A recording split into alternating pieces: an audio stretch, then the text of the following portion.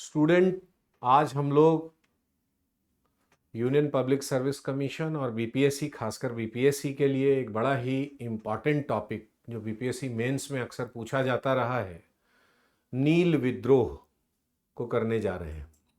ये नील विद्रोह 1859 में प्रारंभ हुआ बंगाल के नदिया जिले में, और ये संभवतः पहला सशक्त किसान विद्रोह था अंग्रेजी शासन के खिलाफ। इस विद्रोह में बड़े पैमाने पर किसानों ने भाग लिया। मुर्शिदाबाद, नदिया आदि उस बंगाल के क्षेत्र में और थोड़े से बिहार का लगा हुआ क्षेत्र में बड़े पैमाने पर लोगों ने इसमें हिस्सा लिया, और अंग्रेजी शासन का जो एक प्रतिरूप था नील बगान मालिकों का और किसानों के शोषण के प्रति जो उनकी स्थिति थी, उसके खिलाफ बड़े पैमाने पर यह विद्रोह होता हुआ दिखाई दे रहा है। 1859 में प्रारंभ हुआ। तो चलिए हम लोग नील आंदोलन करते हैं। नील आंदोलन, जैसा कि मैंने आपको कहा, 1859 में प्रारंभ हुआ बंगाल के नदिया जिले में। ये आंदोलन प्रारंभ हुआ 1859 में बंगाल के नदिया जिले में। और आप देखें, ये नदिया जिले के कृष्णा नगर के पास चौगाचा गांव में दो प्रमुख किसान नेता विष्णु चरण विश्वास और दिगंबर विश्वास के द्वारा शुरू किया गया। पहला महत्वपूर्ण किसान विद्रोह था जो नील बगान मालिकों और यूरोपीय बगान मालिकों के शोषण के विरुद्ध था। यह विद्रोह लगभग 1 वर्ष तक जारी रहा और भारतीय इतिहास के सबसे प्रमुख किसान आंदोलनों में से एक के रूप में इसे माना जाता है। क्या प्रथा थी, जरा इस पे हम लोगों को ध्यान देने की जरूरत है। आप जानते हैं, बाद में आपने देखा होगा, आपको पता होगा कि चंपारण सत्याग्रह, इसके लिए गांधी जी को करना पड़ा 1917 में जाकर। तो ये जब औद्योगिक क्रांति के बाद इंग्लैंड में बड़े पैमाने पर कपड़े की मिलें स्थापित हुई, तो उन मिलों को कलर करने के लिए नील एक बड़ा प्रमुख साधन था। और अपने औपनिवेशिक क्षेत्रों में अंग्रेज नील बगान मालिकों को व्यापक पैमाने पर प्रमोट कर रहे थे, जिससे कि नील वहां तक उनको मिल सके और उनके फैक्ट्रीज में इसका उपयोग हो सके। इसी संदर्भ में भारत में भी ये प्रथा शुरू हुई। इसमें होता क्या था कि बगान मालिक किसानों से को अग्रिम भुगतान करके नील की खेती करने के लिए उनको बाध्य कर देते थे। अग्रिम भुगतान के लालच में किसान उनसे पैसे ले भी लेते थे, लेकिन ये जो भुगतान होता था वो एक तरीके का जाल होता था, ट्रैप होता था। ये भुगतान एक तो बड़ा कम होता था, लेकिन किसान इतने मजबूर थे कि वो इसको भी लेने को तैयार हो जाते थे। ले लिए। लेने के बाद उनको नील के खेती के संदर्भ में व्यापक पैमाने पर अब एक तरीके से कहे कि उनकी मजबूरी हो गई कि वो नील की खेती ही करेंगे, दूसरी कोई खेती नहीं करेंगे। और जो पैसे उन्होंने बगान मालिकों से लिए हैं, उसका इंटरेस्ट इतना अधिक था कि उस चक्र से वो मुक्त होने की स्थिति में नहीं होते थे। तो ये एक ऐसी शोषण की प्रक्रिया तत्कालीन समय में प्रारंभ हुई जो बंगाल के क्षेत्र की एक बहुत बड़ी विभीषिका थी, जिसके खिलाफ पहली बार 1859 में किसानों ने विद्रोह किया। और काफी हद तक इस विद्रोह के परिणाम स्वरूप उन्हें काफी रियायतें भी मिली। 1862 के इंडिगो एक्ट के लागू होने के बाद व्यापक पैमाने पर उनको रियायतें भी मिली। तो चलिए इन सारी चीजों पर हम लोग प्रकाश डालते हैं। जैसा कि आपको मैंने बताया, आप जानते हैं 1859 में यह प्रारंभ हुआ। नदिया जिले के कृष्णा नगर के पास चौगाचा गांव में दो प्रमुख किसान भाई थे, विष्णु चरण विश्वास और दिगंबर विश्वास। इन्होंने शुरू किया। संभवतः पहला किसान सशक्त किसान आंदोलन था ये। तो इस दृष्टिकोण से इसका बड़ा ही मॉडर्न इंडिया के सेक्शन में महत्व है। तो हम लोग इसको आगे करने की स्थिति देखते हैं। पृष्ठभूमि थोड़ी सी हम लोग को देखनी चाहिए। जैसा कि मैंने आपको बताया भी और आप जानते भी हैं कि नील की खेती की शुरुआत 1777 ईस्वी में लुईस बोनार्ड नामक एक फ्रांसीसी व्यक्ति ने की थी, जिसने इसे भारतीय उपमहाद्वीप में पेश किया। बाद में ब्रिटिश शासन के तहत नील की मांग बढ़ी, खासकर यूरोप में, जिससे नील की खेती बंगाल के कई हिस्सों में व्यावसायिक रूप से फैल गई। नील बगान मालिकों ने किसानों को अपनी भूमि पर खाद्य फसलों के बजाय नील उगाने के लिए मजबूर किया। इसके बदले किसानों को बेहद कम कीमत पर नील बेचने को भी मजबूर किया जाता था। उन्हें महंगे ब्याज पर ऋण दिए जाते थे, जिससे इनका शोषण का व्यापक पैमाने का पर आधार और एक सक्रिय प्रक्रिया उत्पन्न हुई। ये सारी चीजें मैं आपको बता चुका हूं और आप जानते भी हैं। तो इस दृष्टिकोण से इस पृष्ठभूमि में यह नील आंदोलन प्रारंभ हुआ। इसके कारणों की अगर जो चर्चा करें तो हमें दिखाई देता है, पहला वही जबरदस्ती नील की खेती, अग्रिम भुगतान करके नील की खेती के लिए बाध्य कर देना। ये ऐसी स्थिति थी जिसमें किसान दूसरी कोई खेती नहीं कर सकते थे। और जब उन्होंने इस चीज को समझा तब तक काफी देर हो चुकी थी कि यदि वो खाद्यान्न फसल या कोई अन्य फसल उपजाते तो संभवतः नील के फसल से ज्यादा लाभ उनको होता, लेकिन तब तक तो वो कर्ज के जाल में फंस चुके थे और वो उस अनुबंध से घिरे थे जिसको कि वो पूरी तरह से तोड़ नहीं सकते थे। और अंग्रेजी शासन सत्ता का संरक्षण नीलहे बगान मालिकों को व्यापक पैमाने पर प्राप्त था, जिसका वो उपयोग भी कर रहे थे इनके शोषण के लिए। तो इस तरीके से दूसरा, किसानों की गरीबी और शोषण की स्थिति। बहुत कम पैसे पे नील के बदले बहुत कम पैसे दिए जा रहे थे इनको। बेहद गरीब होकर गरीबी में जीने को मजबूर हो गए थे। खाद्यान्न जैसे फसलों को उगाने की मनाही थी और पैसे कम मिल रहे थे तो भूखमरी की स्थिति थी। वो खरीद नहीं पा रहे थे, पूरे साल का खर्चा नहीं निकाल पा रहे थे। उच्च लागत और अन्य फसलों की रोक थी। उन्हें उच्च लागत नहीं मिलता था और अन्य फसल वो उपजा नहीं पाते थे। इनके ऋण के जाल में व्यापक पैमाने पर फंसे हुए थे, क्योंकि ये अग्रिम भुगतान उनको कर देते थे। भुगतान इतना कम होता था जिससे कि वो पूरे साल का अपना खर्चा नहीं निकाल पाते थे और नील उपजाना इनकी मजबूरी थी। ये दूसरी फसल उपजा नहीं सकते थे, इसलिए इस ऋण के जाल में वो फंस जाते थे और इससे निकलना नेक्स्ट टू इम्पॉसिबल था कि ये कैसे निकल पाएंगे। और पुस्त दर पुस्त ये खेती उसी नील की करते चले आ रहे थे जिसमें इनका शोषण बड़े व्यापक पैमाने पर हो रहा था। शारीरिक और मानसिक प्रताड़ना भी कई बार इनको दी जाती थी। यदि कोई किसान नील के फसल पैदावार के संदर्भ में कोई भी कमी आती थी तो इन्हें शारीरिक और मानसिक प्रताड़ना की भी स्थिति झेलनी पड़ती थी, जिससे ये काफी परेशान थे। इन्हीं पृष्ठभूमि में यह विद्रोह प्रारंभ हुआ। 1859 में नादिया जिले के कृष्णा नगर के पास चौगाचा गांव में विष्णु चरण विश्वास और दिगंबर विश्वास ने बगान मालिकों के खिलाफ पहला विद्रोह शुरू कर दिया। इस विद्रोह का तेजी से विस्तार हुआ।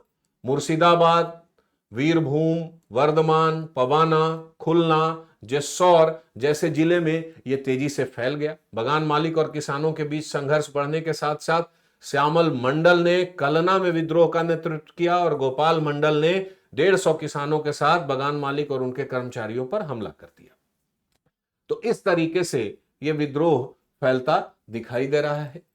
इसके बाद विद्रोह के स्वरूप की अगर जो हम चर्चा करें तो मुख्य रूप से ये विद्रोह जो था नील की खेती के लिए किसानों को अंग्रेजों द्वारा मजबूर करने और उसके परिणाम स्वरूप होने वाले शोषण के खिलाफ संगठित प्रतिरोध था।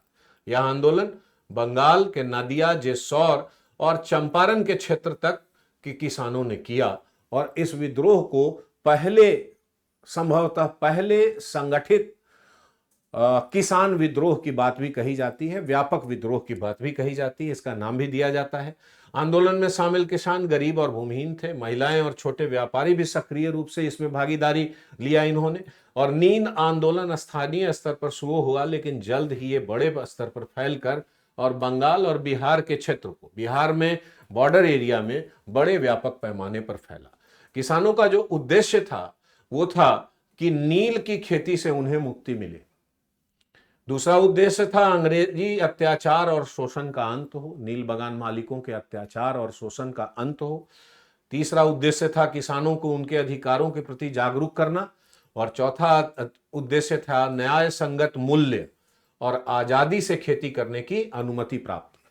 मतलब यदि नील उगा भी रहे हैं तो वो उनकी मर्जी से उगे और नील का उचित मूल्य उन्हें प्राप्त हो, और साथ साथ वो खेती करने को स्वतंत्र हो। ऐसा ना हो कि पूरी तरह जैसे वो गुलामी की स्थिति में चले गए थे वैसी स्थिति में ना रहे। इन उद्देश्यों की प्राप्ति के लिए इन लोगों ने ये आंदोलन किए। अब हम लोग आगे बढ़ते हैं। प्रतिक्रिया और दमन को जरा हम लोगों को देखने की कोशिश करनी चाहिए। नील बगान मालिकों की स्वाभाविक प्रतिक्रिया हुई। भाई इतने बड़े लंबे समय से वो नील की खेती करवा रहे थे, इतना ज़्यादा मुनाफा प्राप्त कर रहे थे, उनके खिलाफ विद्रोह हुआ था, उनके संस्थानों प्रतिष्ठानों पर विद्रोही गतिविधियां देखी जा रही थी, उनको नुकसान हो रहा था, तो ऑब्वियसली इन्होंने बड़े पैमाने पर प्रतिक्रिया दी। सबसे पहले तो इन्होंने भाड़े के सैनिकों को बहाली कर दी और इनके खिलाफ उसको उतार दिया।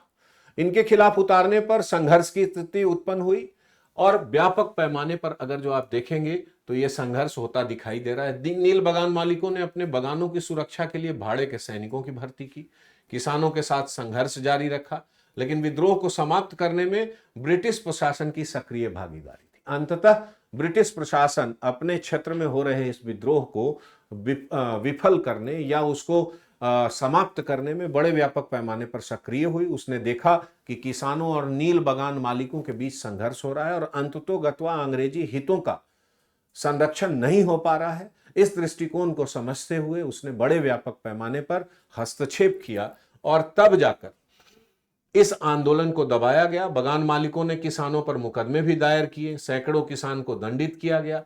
इस संघर्ष के बावजूद यह विद्रोह बंगाल और काठगारा क्षेत्र में नील उत्पादन पर अस्थायी रूप से असर डालने में बड़े व्यापक पैमाने पर सफल भी हुआ। तो इन सारे दृष्टिकोण को देखते हुए अंग्रेजों ने इसमें सक्रिय हस्तक्षेप किया और तब जाकर ये नील आंदोलन को दबाया जा सका। अब हम लोग नेक्स्ट टॉपिक पर चलते हैं इस नील आंदोलन के संदर्भ में कि नील विद्रोह की असफलता के क्या कारण थे। असफलता के मैंने पहले भी कहा है कि इस टाइप के विद्रोह जो भी सीमित क्षेत्रों में सीमित अर्थों में हुए, उसमें कुछ कारण कॉमन हमें देखने को मिलता है। चाहे वो कोई भी विद्रोह हो, कमोबेश उसमें कॉमन हमें देखने को मिलता है। एक नेतृत्व की कमी, संसाधनों की कमी, अशिक्षा का स्तर, स्पष्ट उद्देश्य की कमी, तो ये सारी चीजें हमें हर जगह देखने को मिलती है। तो चलिए हम लोग देखते हैं कि क्या इसका था। संगठन का अभाव, कोई संगठित, बहुत बड़े संगठित तरीके से पूरी रणनीति के आधार पर विद्रोह नहीं किया गया, ये एक प्रमुख कारण था इसकी विफलता का। कोई ना ठोस नेतृत्व और ना ही संगठन था। छोटे छोटे स्तर पर विभाजित होकर किसान अपनी समस्याओं को ध्यान में रखकर बगान मालिकों से लड़ रहे थे और इस तरीके से जब बगान मालिकों के साथ साथ अंग्रेजी शासन सत्ता ने हस्तक्षेप किया तो इस विद्रोह को दबाने में उन्हें ज्यादा समय नहीं लगा। दूसरा, सरकारी दमन। जैसा कि मैंने कहा कि अंग्रेजी सरकार ने व्यापक पैमाने पर आंदोलनकारियों के खिलाफ बल प्रयोग किया, कई जगहों पर हिंसा और गिरफ्तारियां हुई।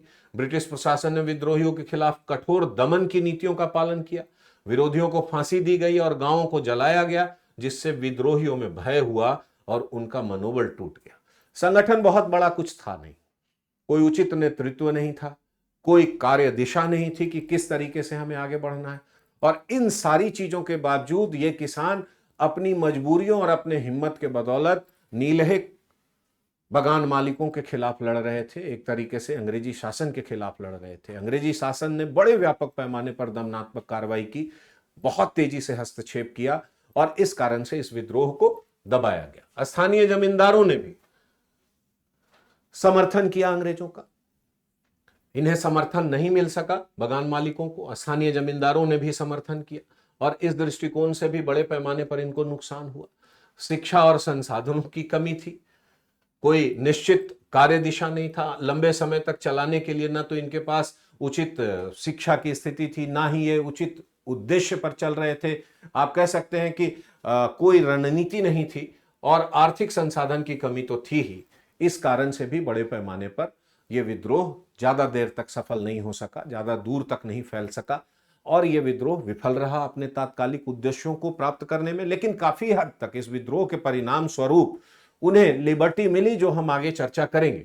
और पांचवां, आत्मविश्वास की कमी। आत्मविश्वास की कमी आप इस तरीके से कह सकते हैं कि जब इन्होंने लड़ाई शुरू की तब तो ये आत्मविश्वास से लबरेज थे, लेकिन जैसे ही अंग्रेजी हस्तक्षेप बढ़ा और शासन सत्ता का हस्तक्षेप बढ़ा, व्यापक दमनात्मक कार्रवाई हुई, तो संगठन, उचित नेतृत्व, संसाधन के अभाव आदि कारणों से ये इनमें एक आप कह सकते हैं कि आत्मविश्वास की कमी आई, सर्टेनिटी की कमी आई कि क्या आखिर हमें मिलेगा। और इस दृष्टिकोण से लंबे समय तक दमन और शोषण के कारण किसानों ने में अंग्रेजों के खिलाफ लड़ने का आत्मविश्वास कमजोर हो गया और यह विद्रोह को दबा दिया।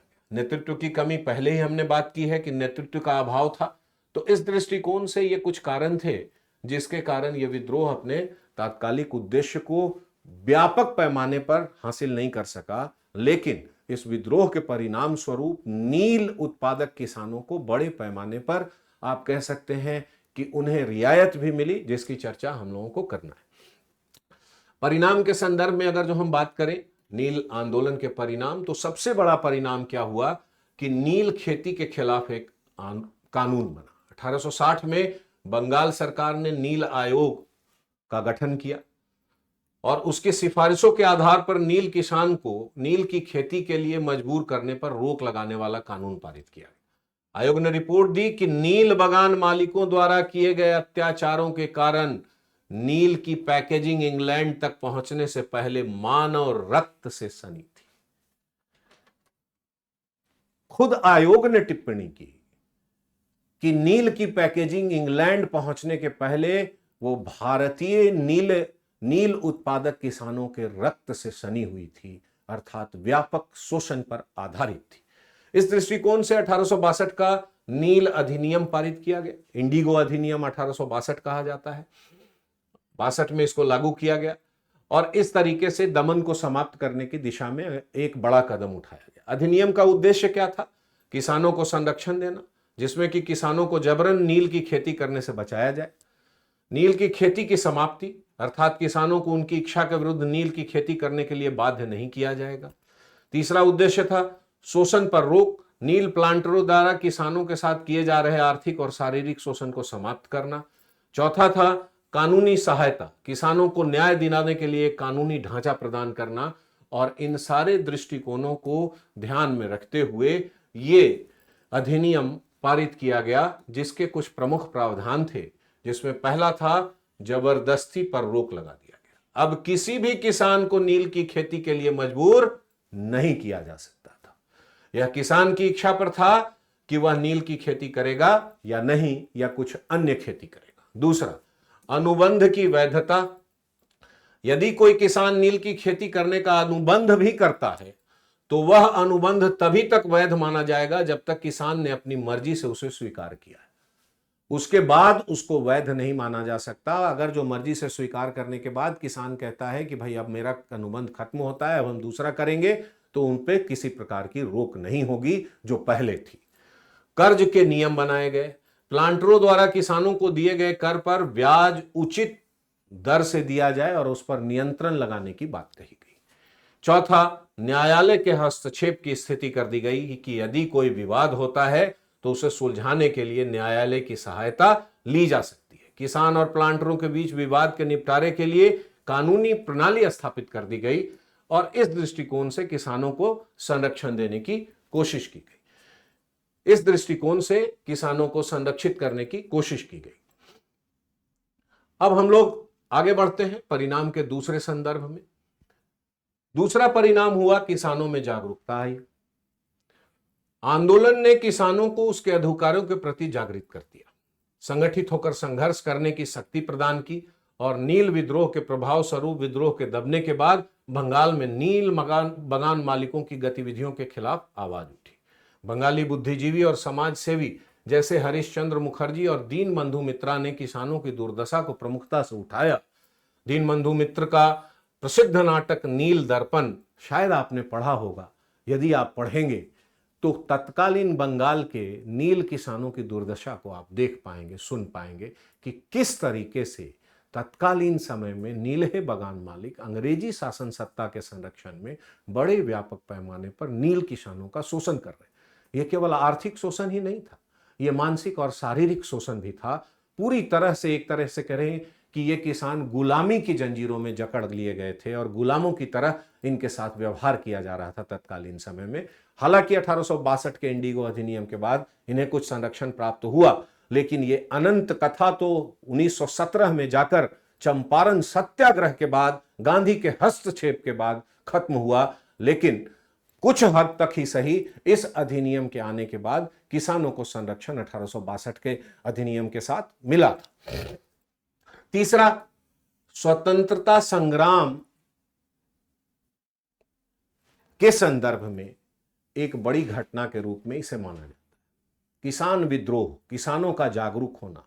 आप समझिए, भारत कृषि प्रधान देश तब तो और था, अभी भी है, और मैक्सिमम लोग खेती किसानी से जुड़े हुए थे। पूरे राष्ट्रवादी आंदोलन में आपने देखा होगा कि गांधी जी की एंट्री के बाद वो लगातार भारत के संपूर्ण सामाजिक वर्गों को राष्ट्रीय आंदोलन से जोड़ने के लिए समय समय पर संघर्ष कर रहे थे। 1930 के दशक में जाकर सहजानंद सरस्वती के कांग्रेस के साथ जुड़ने के बाद पूरी तरह किसानों का राष्ट्रवादी आंदोलन में प्रवेश होता है। और किसानों का प्रवेश, इसका मतलब कि बहुत बड़े वर्ग का प्रवेश। तो इस दृष्टिकोण से नील आंदोलन पहला किसान संगठित, कुछ अर्थों में संगठित पहला किसान बड़ा विद्रोह था।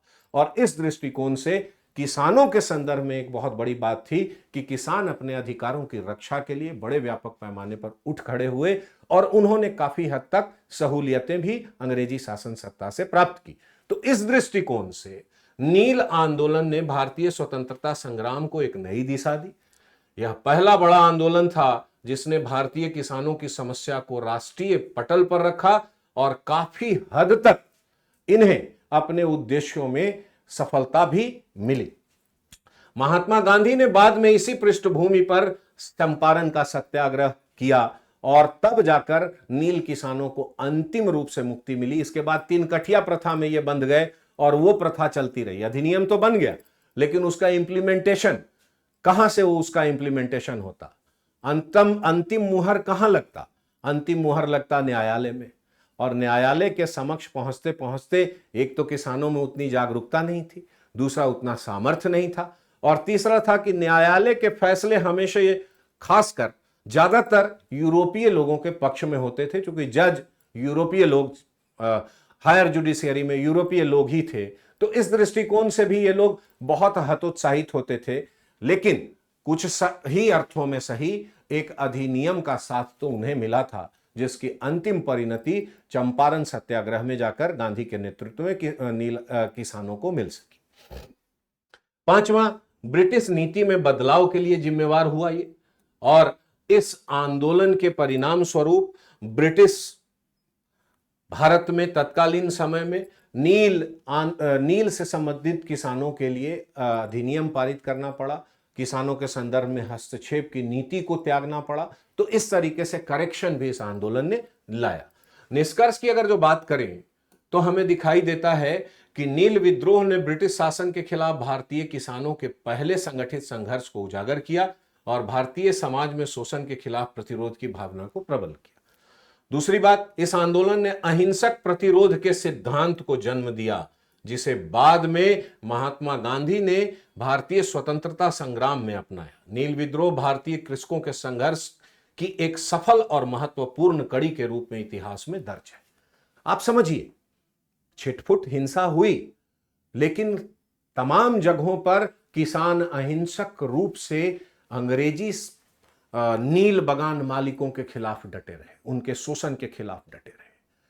और इसने यह संदेश दिया कि अहिंसक लड़ाई एक उतना ही बड़ा हथियार है जो किसी हिंसा से प्राप्त नहीं किया जा सकता।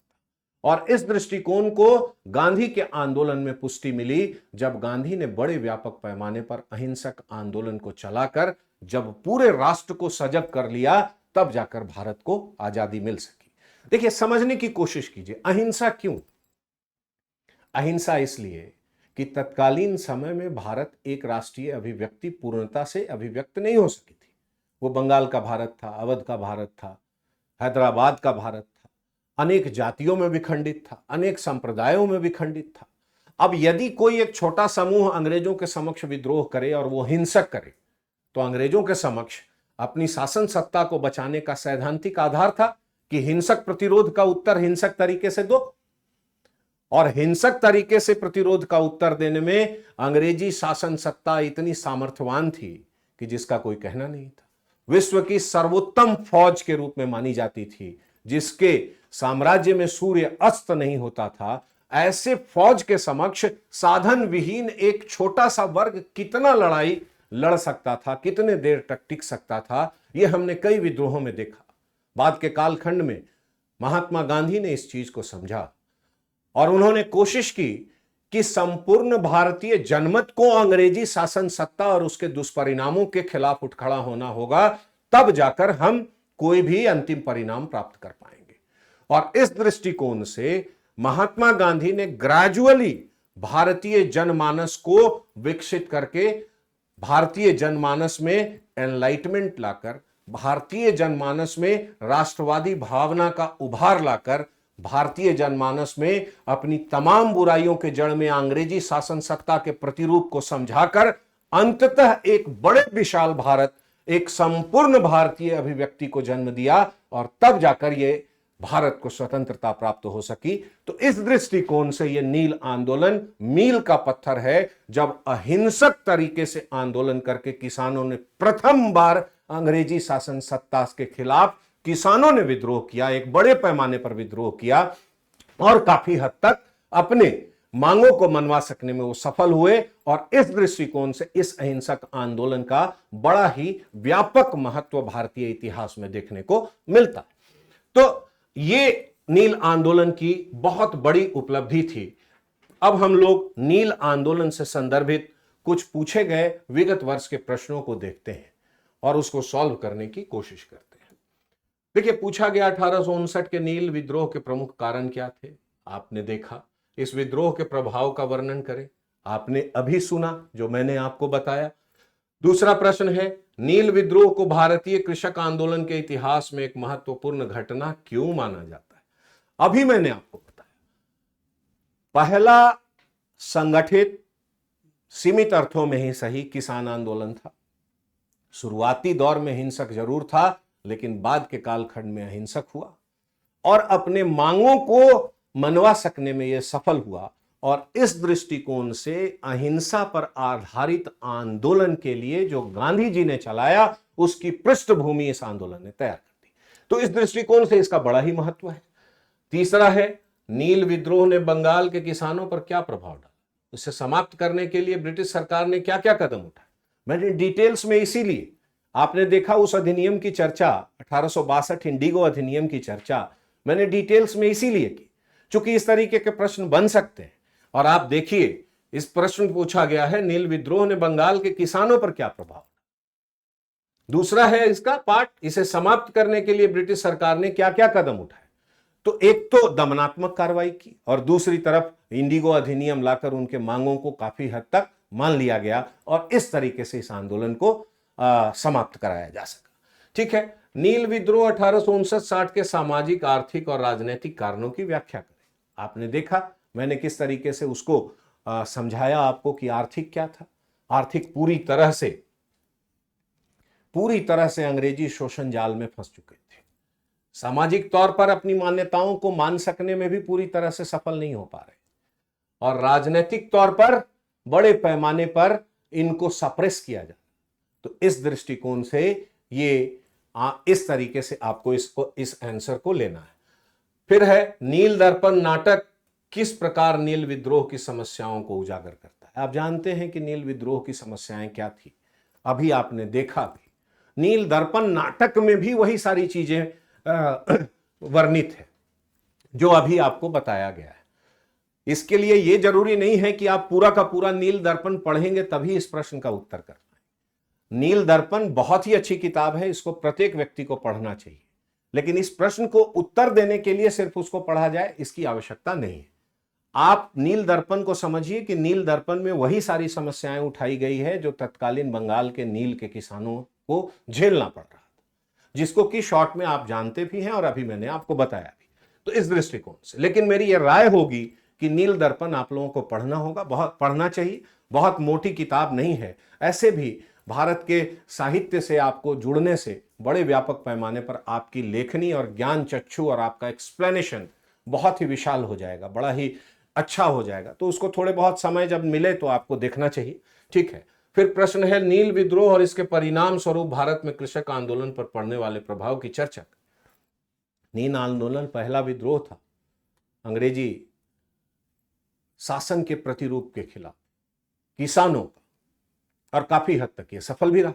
तो इस दृष्टिकोण से किसानों में प्रेरणा मिली कि यदि उनके संदर्भ में कोई बड़े व्यवधान है, बड़ी बुराई है, तो उसके खिलाफ संगठित होकर संघर्ष किया जाना चाहिए और किए जाने पर काफी हद तक सफलता भी मिल सकती है। तो इस दृष्टिकोण से उसे प्रेरित किया।